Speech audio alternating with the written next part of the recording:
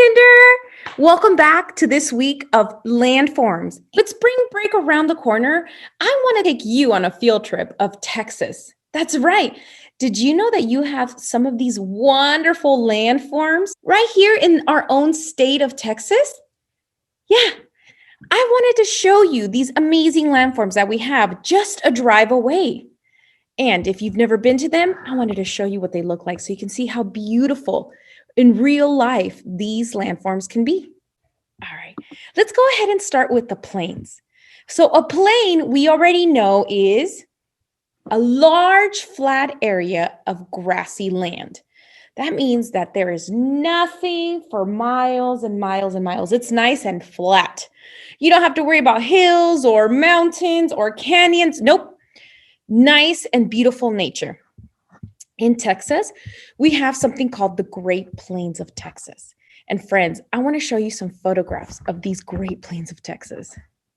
So they are just to the north and east part of Texas. If you notice this map of Texas that I have, we have 3 different types of plains.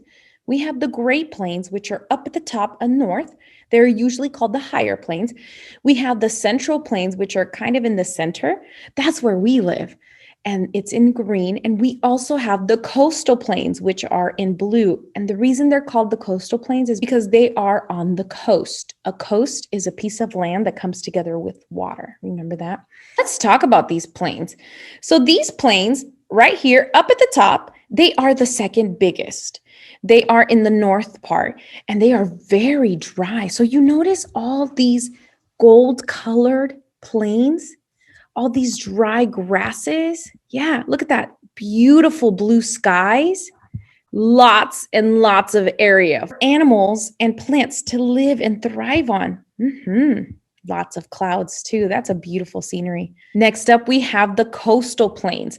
So these are the plains that are the closest to the ocean that we have, to the Gulf of Mexico down south. And so those cities are Houston, Corpus Christi, Galveston. Yeah, look at all those amazing, amazing coastal plains. Friends, here it is very warm climate. It is tropical. That means that you can feel the heat. You can get a little sticky. It's very warm and lots of precipitation. So look at these beautiful images of the coastal plains. We definitely see a lot more green because we have more water available and it's warmer. Plants love to live in warm, wet places. Look at that beautiful scenery. Oh, look at that. Look at those beaches too. Amazing. You don't see any mountains or any hills on those beaches. Nice and flat and smooth. And finally, friends, we're going to come back to the center of Texas.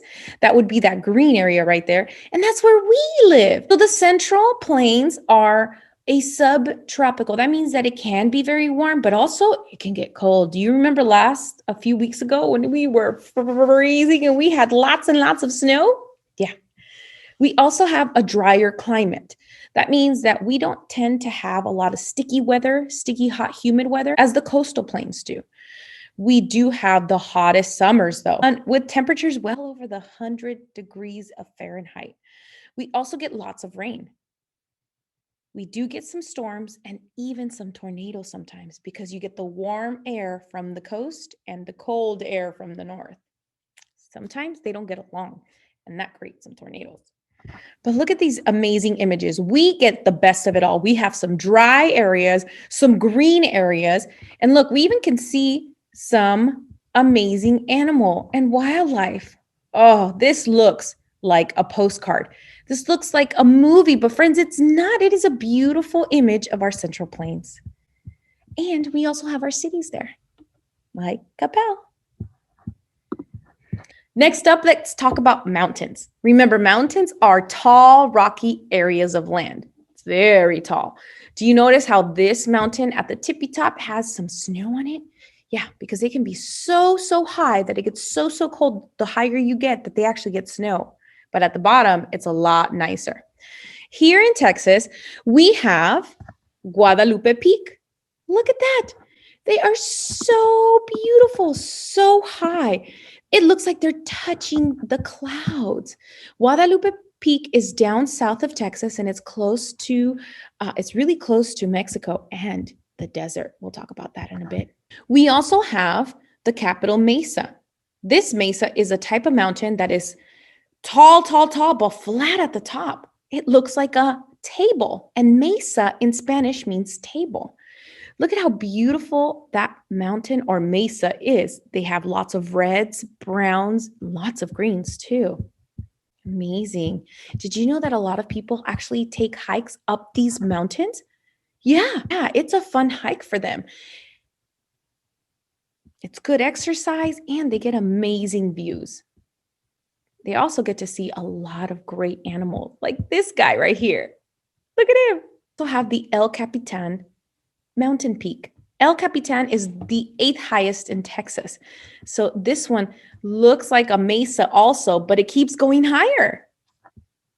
Also show you Mount Livermore. That's a mountain, and notice how green it is. Lots of green. That means a lot of plants and vegetation, and I bet there's a lot of animals there too. And then look at this one, Cerro Alto Mountain. Does this one look as green? No. This one is a little drier.